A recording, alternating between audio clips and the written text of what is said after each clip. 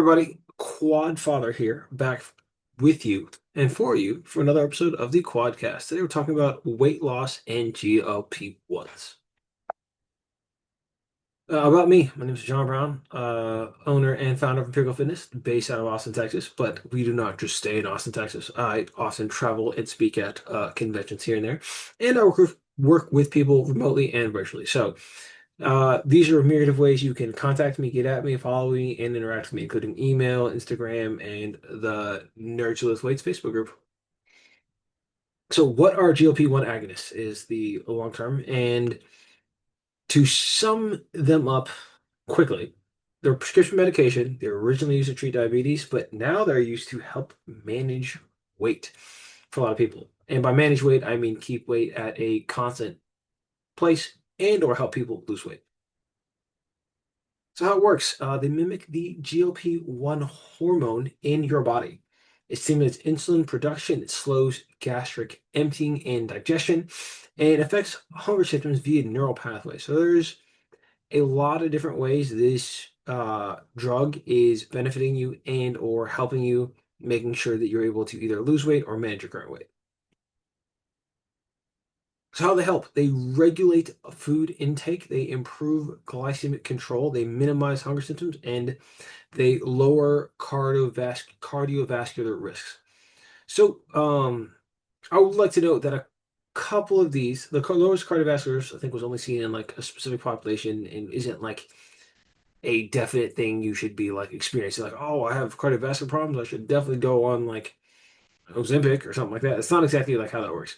So in general, guys, most weight loss and weight management tools are not magic. Most diets are not magic. The health benefits that you get from a weight loss tool or a diet can happen from any tool and or diet. For example, intermittent fasting is not magic. Most people who do intermittent fasting talk about autophagy. Autophagy happens in a calorie deficit as well. A calorie deficit is just restriction of calories. Intermittent fasting is a way to restrict your own calories via a dieting strategy. Something to keep in mind. So, is taking a GLP-1 cheating? I remember kind of like seeing like moral debates online about like how it's not fair, and especially because like cost and access are an issue, and depending and like the way I look at it is so GLP-1s are a tool to help you get results. The result being weight loss. There are tools and strategies and things that people have used that have prevented them from seeing results that they've wanted to see for a long ass time, right? And so to go from not being able to get a result to being able to finally see a result that they want to see, in my humblest of opinions, it's kind of cool. So I'm not really like against GLP-1s for any reason. I think a tool is a tool, and if it works for you, you should utilize it. Key things to consider is once again cost and access.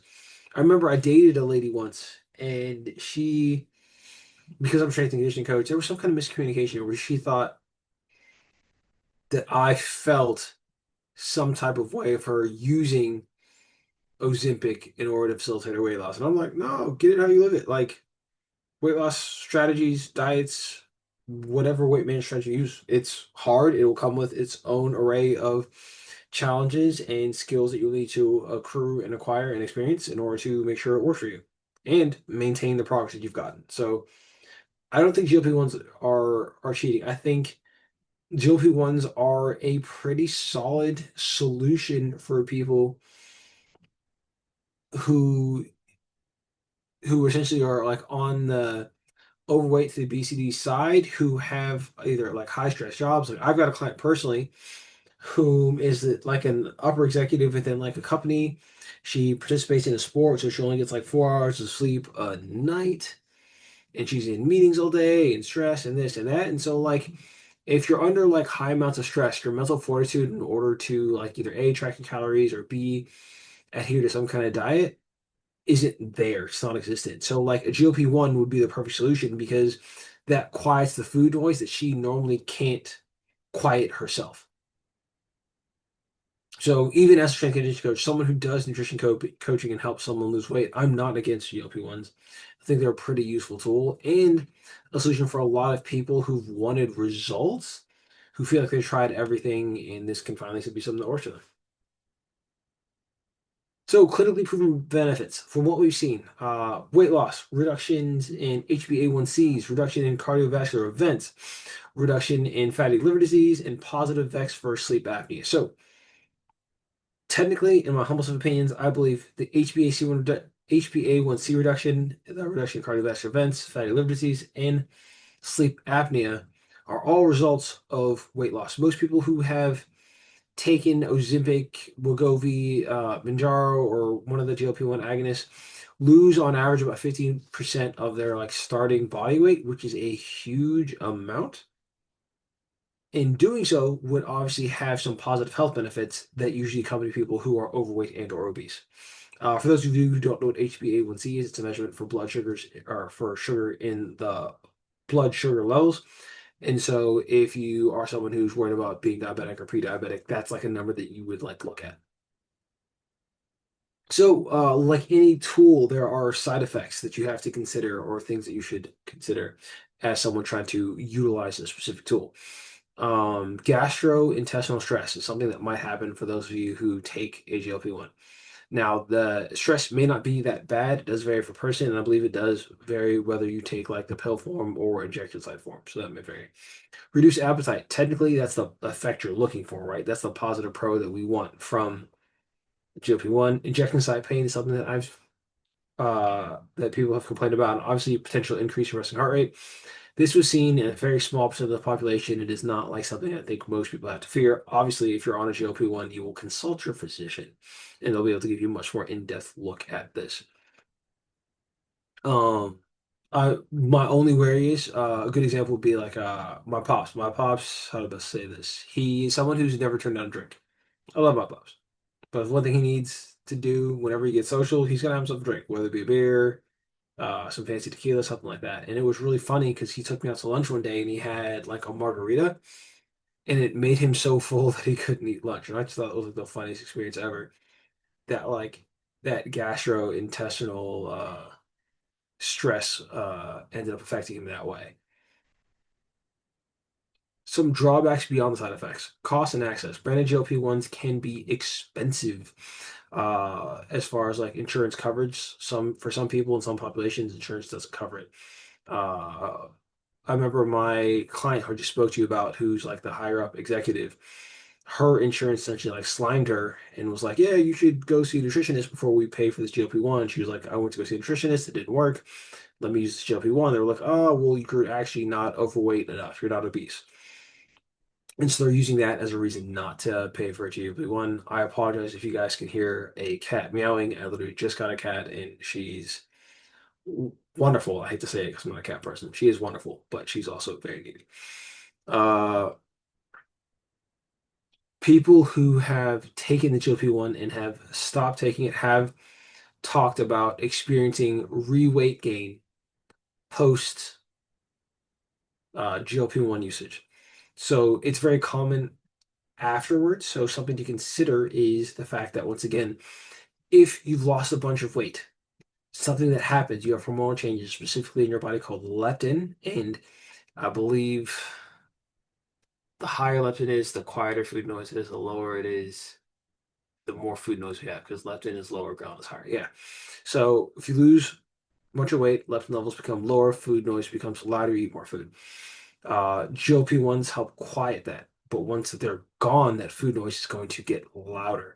So I highly recommend having some kind of diet strategy in place to help you combat that. We at Empirical Fitness use a reverse dieting strategy when someone loses weight in order to help them do that. And that's something I think everyone should do or have knowledge of. If you have questions about whatever a reverse diet is, stay to the end of this PowerPoint presentation. There were some supply and demand issues as far as GLP-1s. I think that's been addressed now, but that was something that was happening as far as like diabetics and people who are using it for weight loss. For like most anything else, most nutrition-based dietary tools are not necessarily used standalone. They should definitely be used with some kind of diet, activity, and behavioral strategy and support. Summary and takeaways. GLP wants to offer a strong benefit for weight loss. Cannot be denied. However, remember there are drawbacks. There are side effects, cost, access, and weight regain at the cessation of utilization. So things to consider and things you should consider before starting and before stopping. Cost and access are barriers that need to be considered. Because once again, not everyone's insurance is going to cover it. Not everyone's insurance, because once again, to be clear, I'm definitely like not a fan of the U.S. healthcare system. Not everyone's insurance is going to cover it, and not every necessity health care provider is going to want you to use this drug to facilitate the results that you want to get. Nutrition coaching. So if you're someone who's interested in losing weight and you feel like you tried everything, there's one thing I can guarantee you haven't tried, and that's working with me. Um, because I can help you make a transformation like this. This is one of my 90-day transformations. I think it was really cool. Very proud of myself for it. I went from being that body fat percentage that you see there was probably above 20 to being, I believe I was at 6% in the photo. So I'm very proud of that myself and what I did there. The good news is you can do it too. The strategy that we use in order to help people get results, it's tracking your calories. I keep it simple. We focus on calories, the right macronutrients. We recommend supplements that can help you kind of, I would say, stay more locked in to your mission.